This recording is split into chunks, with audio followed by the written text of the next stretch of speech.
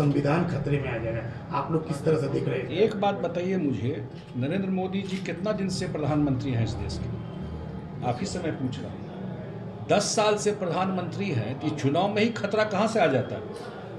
10 साल में तो कोई खतरा आया नहीं। 10 साल तो लंबा टाइम होता है किसी को जानने के लिए ना।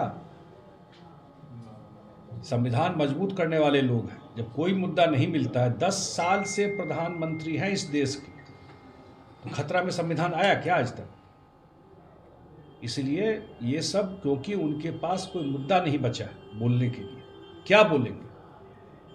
प्रधानमंत्री जी तो बोले हैं कि 5 साल अभी अनाज और मिलेगा लोगों को। इसकी चर्चा प्रधानमंत्री जी बोले हैं कि पूर्णिया में एयरपोर्ट बनेगा। प्रधानमंत्री जी बोले हैं कि 70 साल से ऊपर जो लोग हैं उनको स्वास्थ्य का सारा सुविधा मिलेगा, सरकारी सुविधा, उनके होम डिलीवरी होगी। देश विश्व का तीसरा सबसे बड़ा अर्थव्यवस्था बनेगा। इस पर तो कुछ बोल नहीं सकता है, उतना समझ भी नहीं है, तो कुछ भी बोल दो बैठ करके। 10 साल से प्रधानमंत्री हैं, शायद पंडित नेहरू के बाद लॉन्गेस्ट सर्विंग प्रधानमंत्री है। इतना समय तक आज तक देश में कोई प्रधानमंत्री नहीं रहा। और नेहरू जी रहे तो उस समय एक ही पार्टी थी, कांग्रेस पार्टी, दूसरी कोई पार्टी नहीं थी। तो 10 साल में तो कुछ हुआ नहीं, तो अब कहाँ से ये बात आ रही? सर स्टार्ट किया, क्या पूछना पूछिए सबसे। मैंने बताया ठीक सर।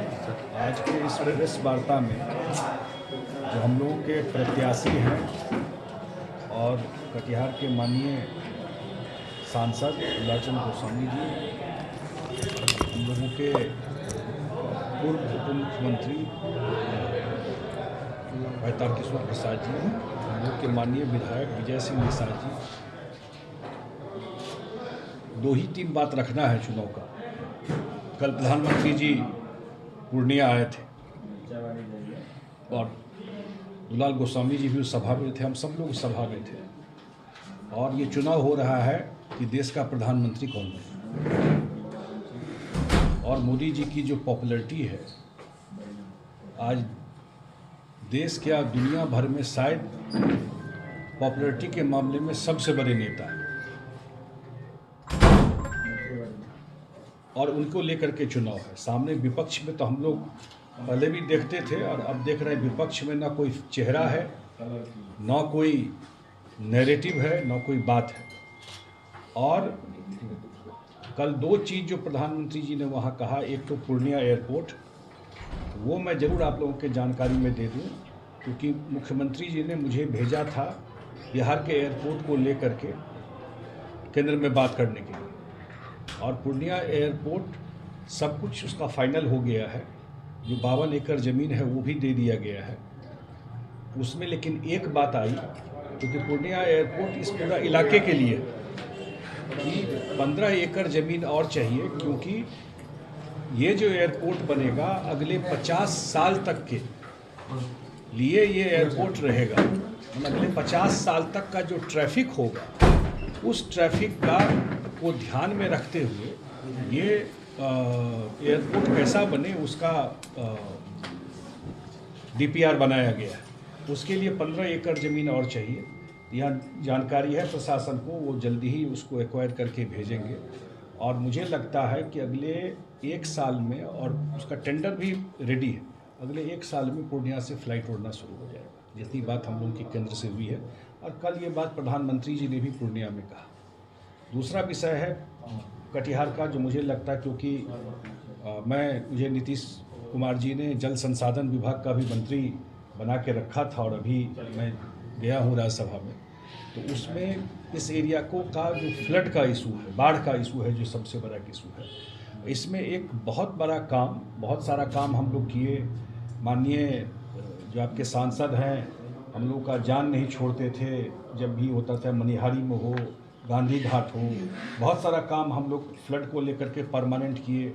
लेकिन जो सबसे बड़ा मुद्दा था, आपको महानंदा फेज़ 2 शुरू हो, उसका कितना प्रयास हम लोग कर रहे हैं। सैंक्शनड है पैसा, जो काम उस पर शुरू हो जाए। कुछ लैंड एक्विजिशन का इशू है।